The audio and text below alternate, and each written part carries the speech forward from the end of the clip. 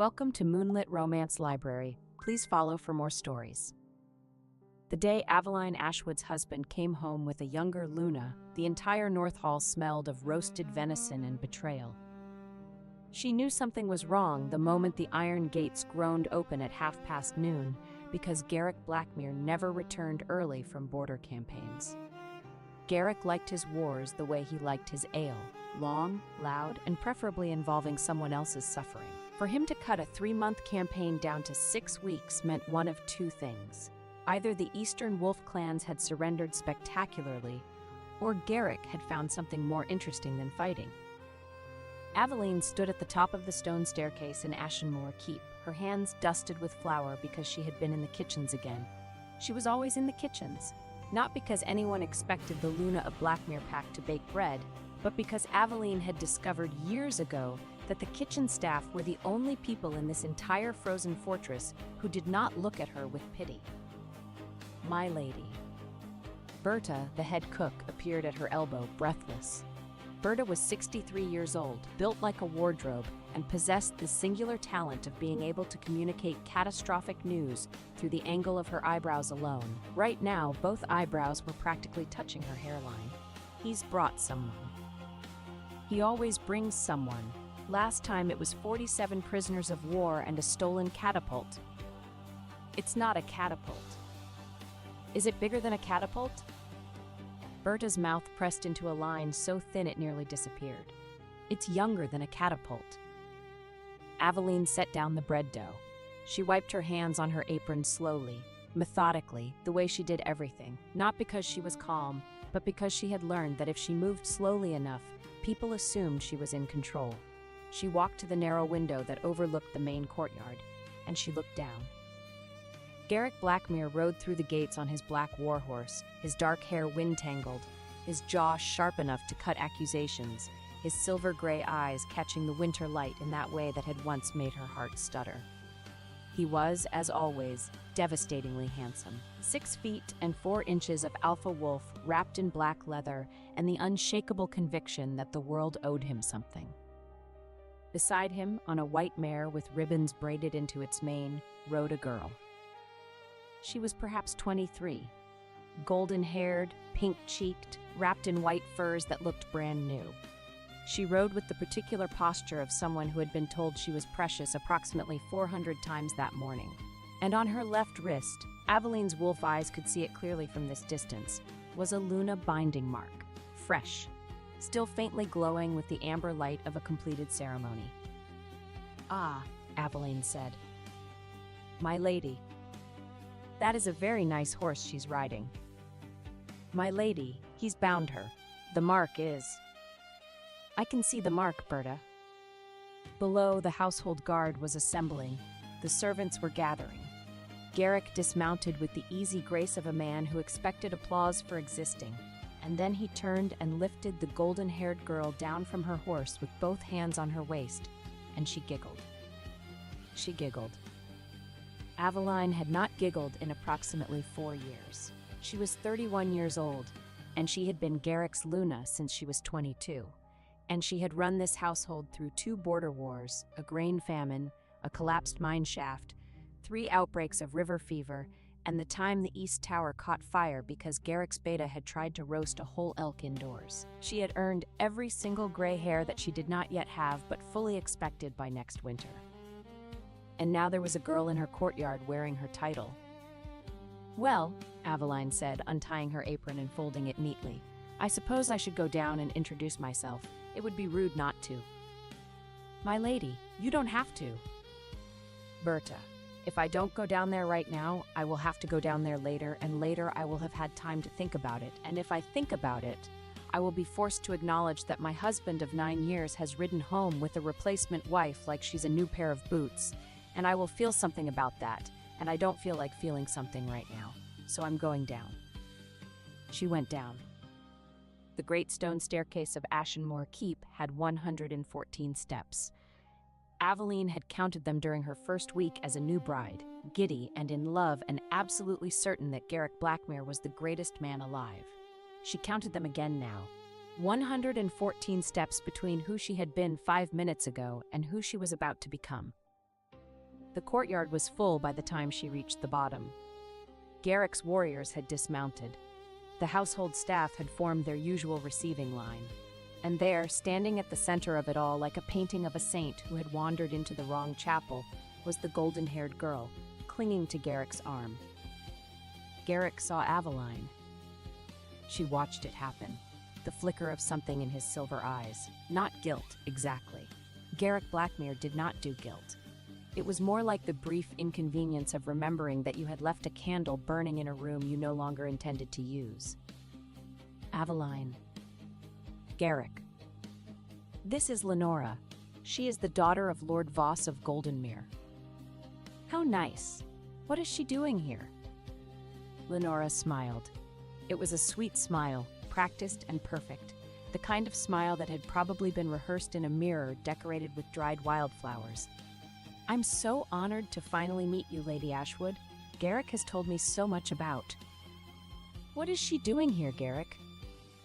The courtyard went quiet. Even the horses stopped shifting. Garrick straightened. He was taller than Aveline by nearly a foot, and he used that height now the way he always did. Not as a weapon exactly, but as a fact.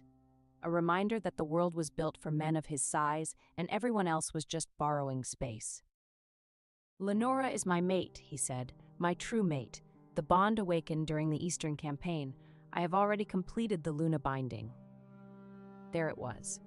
Spoken in front of 50 people, the household guard, the kitchen staff, 2 stable boys, and a pigeon that had been sitting on the gate and was now regarding the whole scene with visible judgment. Your true mate, Aveline repeated. The pull was undeniable. I resisted for weeks, but... Weeks? You resisted for weeks. I know this is difficult. You resisted for weeks. She let the words sit there. We were married for 9 years, Garrick. 9 years. And you resisted this girl for weeks.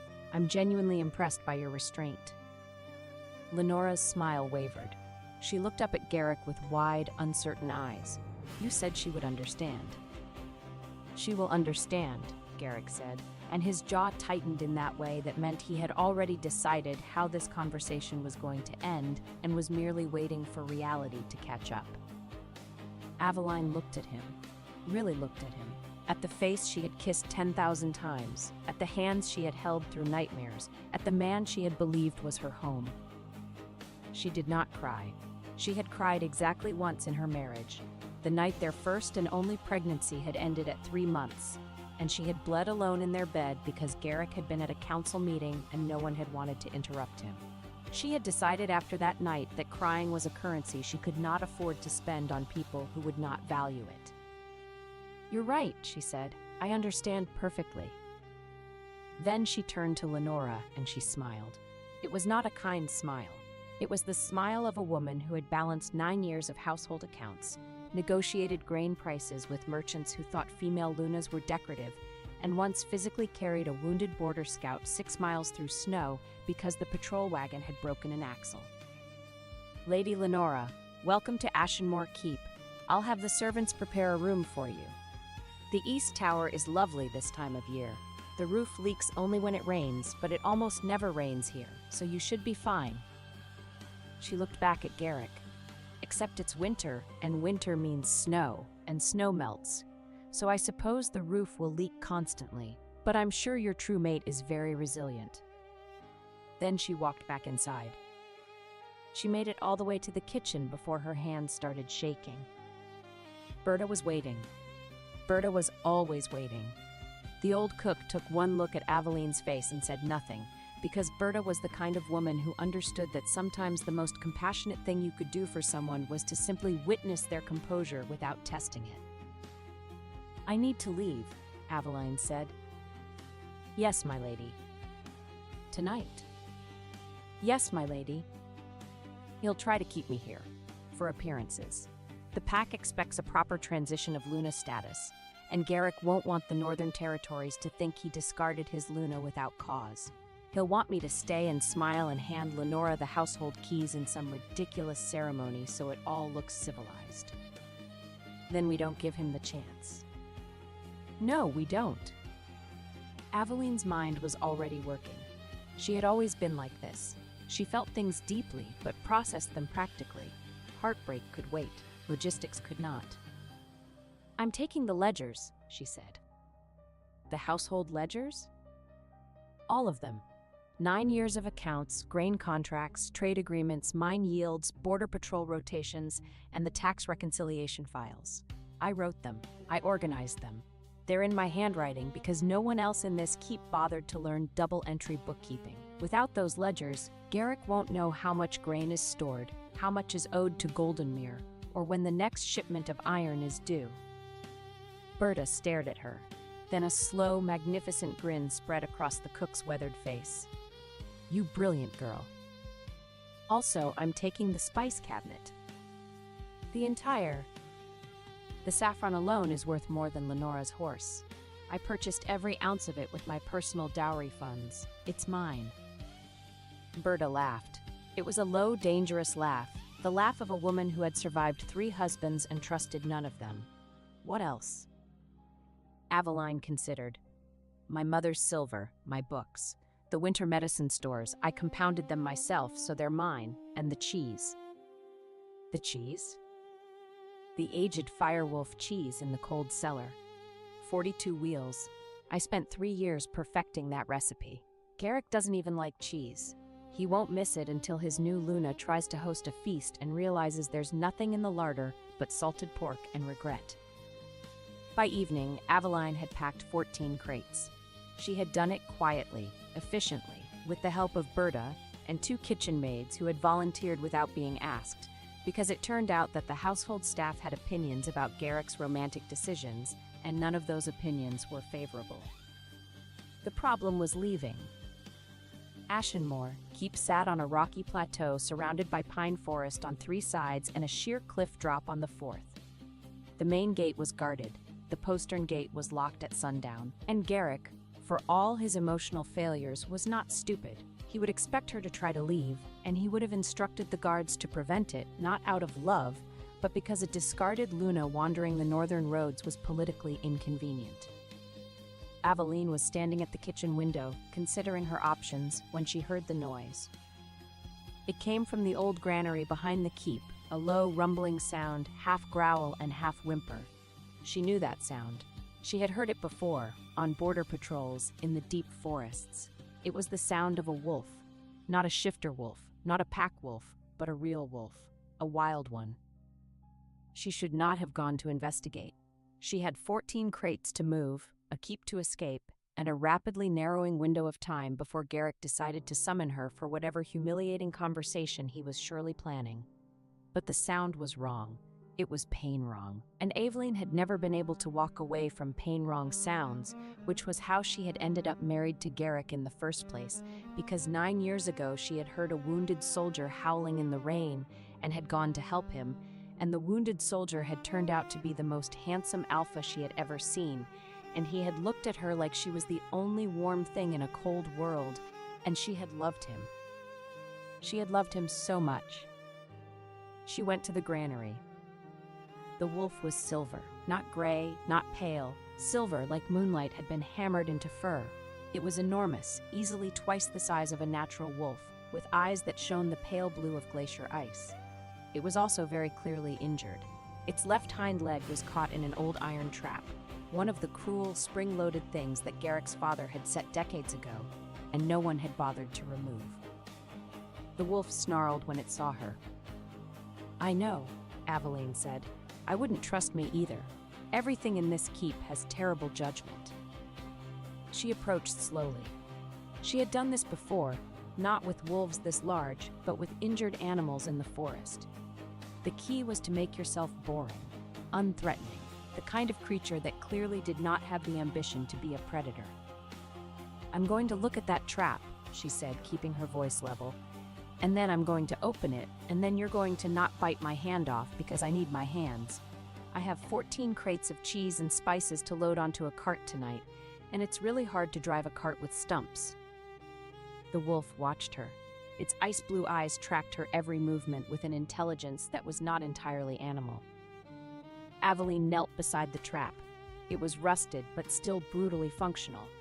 The iron jaws had bitten deep enough to draw blood, but not deep enough to break bone. She studied the mechanism. She knew these traps. She had spent her first year as Luna systematically disarming them across Blackmere territory because she thought they were barbaric, and Garrick had let her because it had not seemed important enough to argue about. "This is going to hurt," she told the wolf. "I'm sorry." She pressed the release lever with both hands. The jaws opened. The wolf yelped, a sound that was far too dignified to be called a yelp, but there was no other word for it, and yanked its leg free. Then it just sat there, looking at her. "You're welcome," Aveline said. "Now please go away. I have a dramatic escape to execute, and I don't have time for a wildlife encounter." The wolf did not go away. It licked its injured paw, then stood, testing its weight. It limped, but it walked. It looked at Aveline with those impossible glacier eyes, and then it looked at the keep, and then it looked back at Aveline. Then it lay down across the granary doorway. "You're not helping." It yawned. Its teeth were very large. "Fine, guard the door. That's useful. I'm going to go be publicly humiliated now, and then I'm going to steal my own cheese and leave. If anyone asks, you didn't see me." She left the wolf in the granary. She had larger problems. The summons came at dusk. A servant, not one of the loyal kitchen staff, but one of Garrick's personal attendants, a thin man named Harwick, who had the personality of a damp sock, knocked on Aveline's chamber door and informed her that the Alpha required her presence in the Great Hall. "Required," Aveline repeated. "His word, my lady." Of course it was. She dressed carefully. Not in the plain wool she usually wore for kitchen work, but in the one fine gown she owned, deep midnight blue with silver thread at the cuffs, the gown she had sewn herself for last winter's solstice feast. She braided her dark auburn hair and pinned it with her mother's silver combs. She did not do this for Garrick. She did it for herself, because she understood that in the next hour her dignity was going to be tested. And dignity was easier to maintain when you felt like you looked like someone who deserved it. The Great Hall of Ashenmore Keep was a massive stone room with a vaulted ceiling supported by pillars carved to look like wolves standing on their hind legs.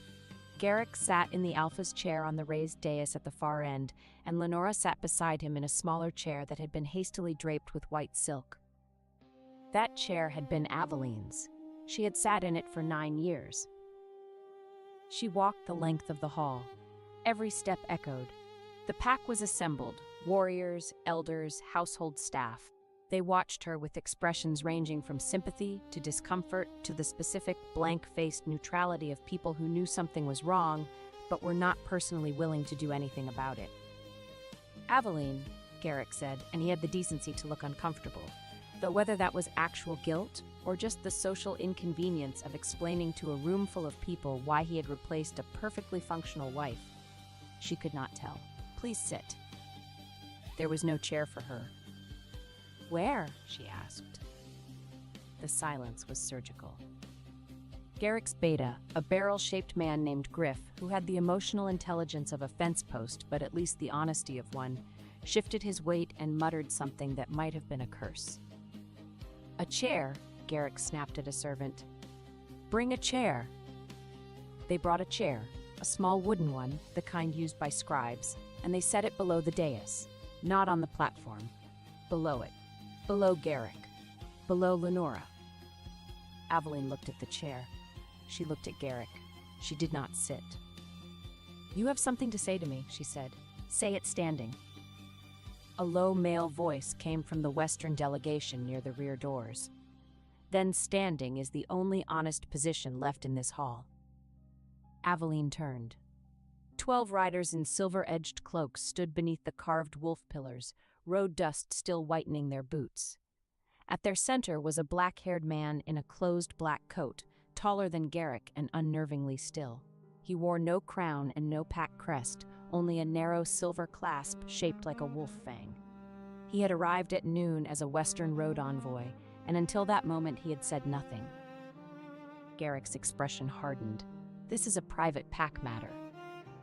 You summoned the full household, 2 visiting lords and foreign witnesses, the stranger replied. His pale eyes moved once to the scribe's stool below the dais, then returned to Aveline. It stopped being private when you removed your Luna's chair. He did not step in front of her. He did not offer to speak for her. He merely stayed where she could see him, a silent witness whose attention held no pity. For the first time that evening, Aveline felt observed without feeling diminished. Garrick's jaw worked. She knew that look. It was the look he got when reality was not performing according to his expectations. The bond between Lenora and me is a true mate bond, he said. It cannot be denied. Pack law recognizes. I know what Pack law recognizes, Garrick. I rewrote half of it. That a true mate bond supersedes a ceremonial marriage. When confirmed by the Pack Elder Council, witnessed by 3 neutral alphas, and recorded in the Sovereignty Ledger, which I also maintain, none of which has happened. Garrick's eyes narrowed. It will happen. Then let it happen properly. But you didn't call me here to discuss procedure, did you? Lenora leaned forward. She had changed into a white gown embroidered with gold, probably from the keep's own textile stores, which Aveline had stocked herself. And she had the expression of someone who was trying very hard to appear gracious, and was mostly just appearing nervous.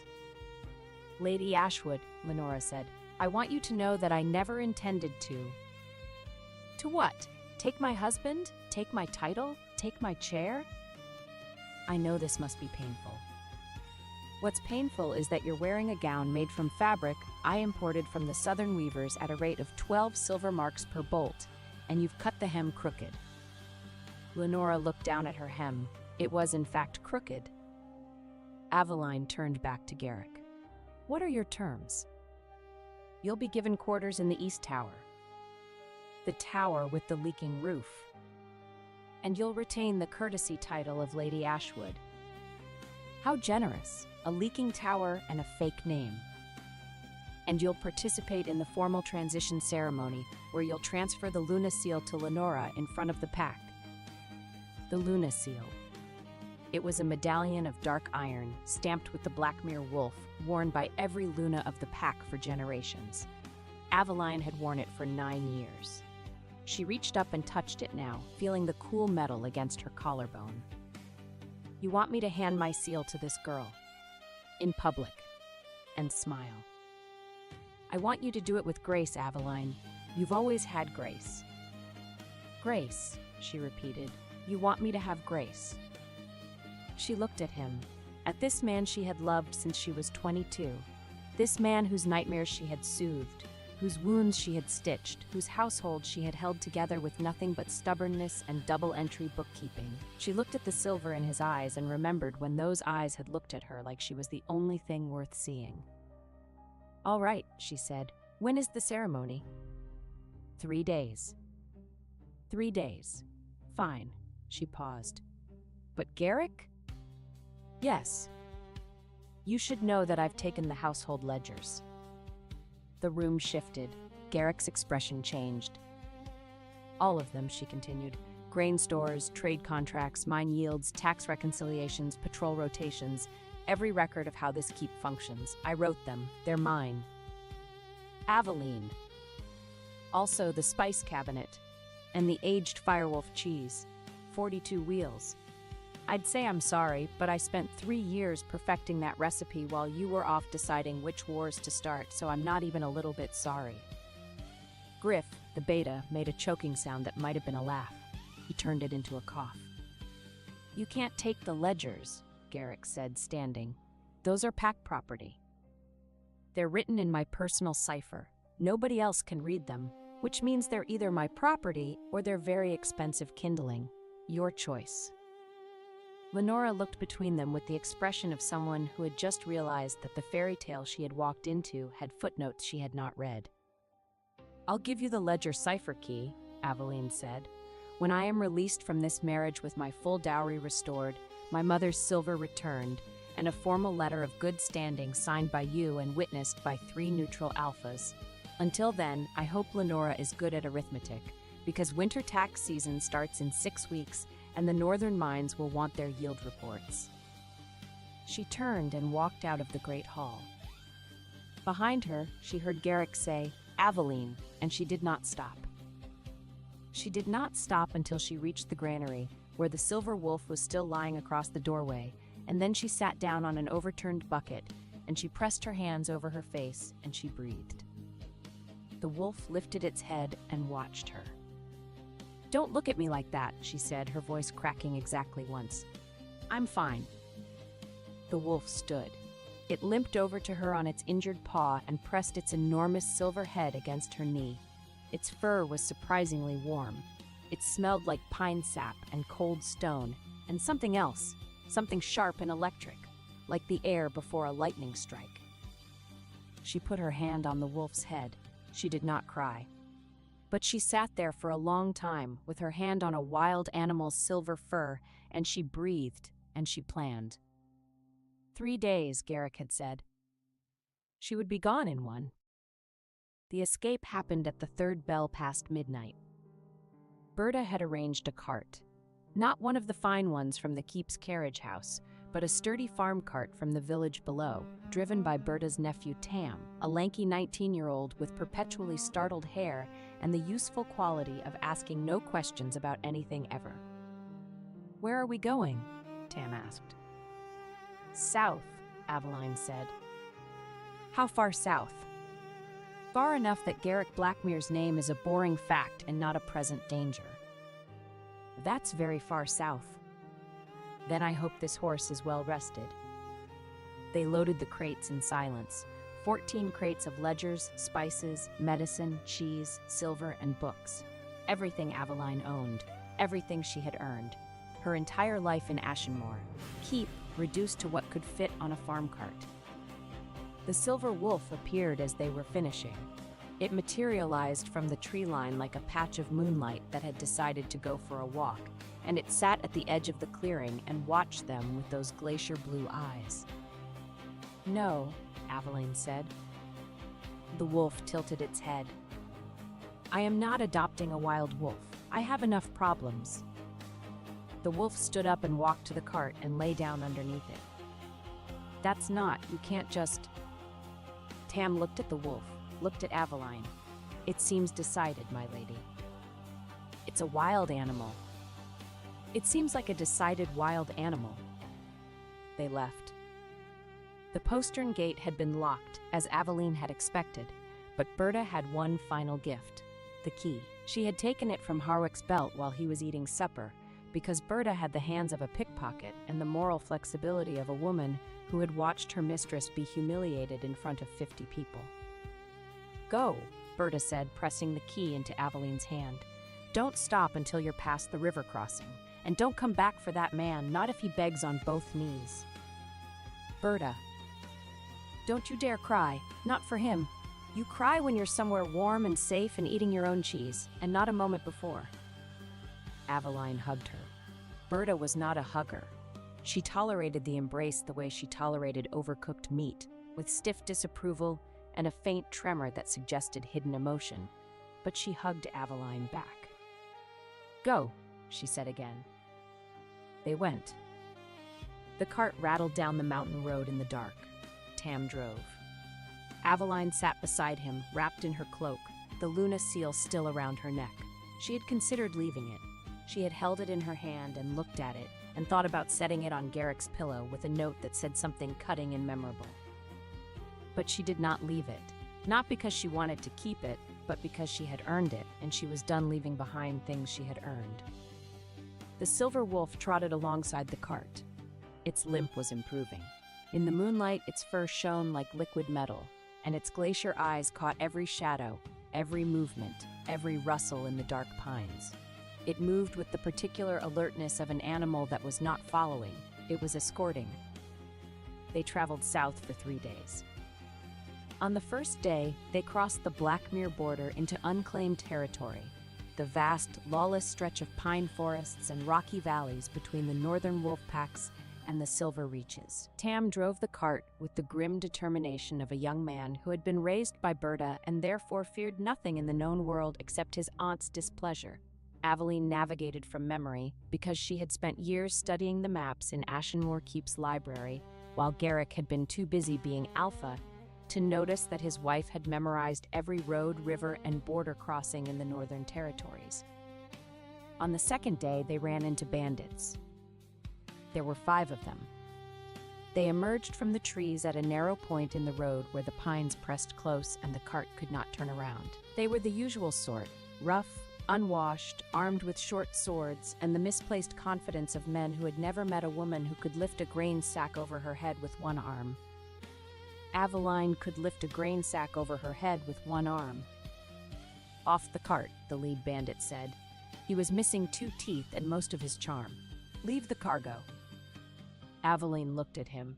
She looked at the cart full of her possessions. She looked at the wheel of Firewolf cheese that was sitting on top of the nearest crate, aged to perfection, worth approximately 40 silver marks at market.